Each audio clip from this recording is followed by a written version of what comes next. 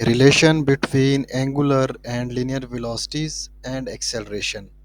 हमारा अभी का टारगेट ये है कि हम लोगों ने रिलेशन फाइंड करना है लीनियर वेलोसिटी और एंगुलर वेलोसिटी के दरमियान में, सिमिलरली लीनियर एक्सेलरेशन और एंगुलर एक्सेलरेशन के दरमियान में।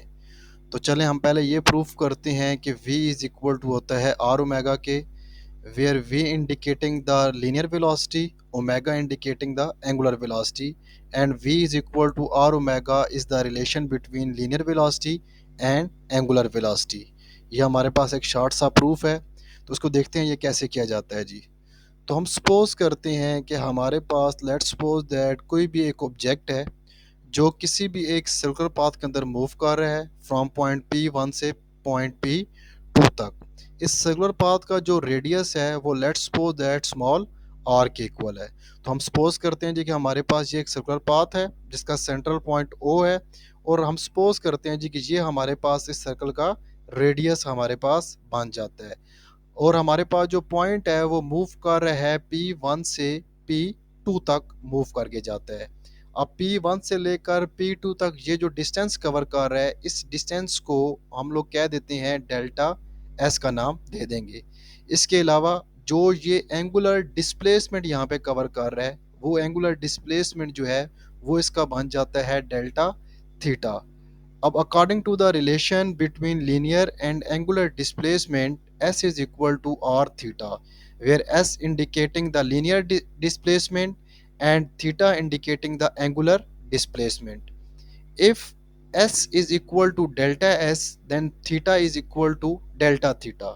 अगर डिस्प्लेसमेंट के अंदर हम लोग कोई चेंजिंग लेकर आएंगे लीनियर डिस्प्लेसमेंट में, तो उसके अकॉर्डिंग फिर एंगुलर डिस्प्लेसमेंट में भी चेंजिंग आ जाती है।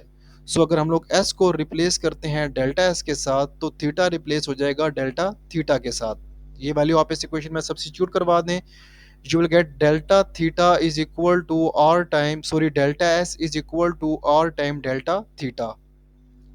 इस इक्वेशन को दोनों साइड से डेल्टा टी से डिवाइड करवा दें, you will get delta s over delta t is equal to r time delta theta over delta t. अब जिस टाइम हमारे पास टाइम इंटरवल जो है वो बहुत ज़्यादा शॉर्ट हो जाएगा, for very short interval of time we use the concept of limit, and according to this concept limit delta t approaches to 0, delta s upon delta t is equal to limit delta t approaches to 0 r time delta theta over delta t. ये हमारे पास एक major equation बन जाती है। अब इस equation की जो लेफ्ट हैंड साइड है limit delta t approaches to 0 delta s over delta t, ये इंडिकेट करता है लीनियर वेलोसिटी को। सिमिलरली राइट हैंड साइड में जहाँ पर limit delta t approaches to 0 delta theta over delta t है, ये इंडिकेट करता है एंगुलर वेलोसिटीज को। तो ये दोनों जो लीनियर वेलोसिटी की वैल्यू है और एंगुलर वेलोसिटी की वैल्यू है, इसको आप लोग सब्स्टिट्यूट करवा दें इस इक्वेशन में। जब आप यहाँ पर इसको सब्स्टिट्यूट करवाते हैं तो you will get v is equal to r omega. अब ये जो हमारे पास रिलेशन आता है, ये आता है हमारे पास लीनियर फॉर्म में या मैग्नीट्यूड फॉर्म में हमारे पास आ रहा है। अगर इसी को वेक्टर फॉर्म में डिस्कस किया जाए तो v इज इक्वल टू बन जाएगा ओमेगा क्रॉस टाइम r के इक्वल बन जाएगा। सो linear velocity is the vector product of angular velocity and r indicating the moment r। अब अगर हमारे पास ये एक वेक्टर क्वांटिटी है तो डेफिनेटली ओमेगा की कोई ना कोई हमारे पास डायरेक्शन भी होगी। तो इस केस में जो ओमेगा है उसकी डायरेक्शन हमारे पास आउटवर्ड होती है, जो कि आपके सामने यहाँ पर प्रेजेंट की जा चुकी है। So this is the relation between angular and linear velocity. Now we will discuss the relation between linear acceleration and angular acceleration, where this a indicating linear acceleration, r indicating radius and alpha indicating the angular acceleration। तो हम suppose करते हैं कि हमारे पास एक object है, वो move कर रहा है एक सर्कल में जिसका रेडियस r के इक्वल है। इसकी जो वेलोसिटी है, एंगुलर वेलोसिटी जो है वो चेंज होती है डेल्टा ओमेगा टाइम्स, और जो इसकी लीनियर वेलोसिटी है वो चेंज होती है delta v times in delta t के अंदर। तो अभी हम लोगों ने रिलेशन ड्राइव किया है लीनियर वेलोसिटी और एंगुलर वेलोसिटी के दरमियान में, v is equal to r omega है। अब अगर यहाँ पर लीनियर वेलोसिटी के अंदर चेंजिंग लेकर आएंगे तो उसके अकॉर्डिंग फिर एंगुलर वेलोसिटी में भी चेंजिंग आ जाती है। So if we replace v with delta v, then omega will becomes equal to delta omega. Use this value in this equation, delta v is equal to आ जाएगा r time delta omega के equal आ जाएगा। दोनों side पे delta T से divide करवा दें, you will get delta v over delta t is equal to r time delta omega over delta t. दोनों साइड पर लिमिट का कॉन्सेप्ट यूज करवा लें।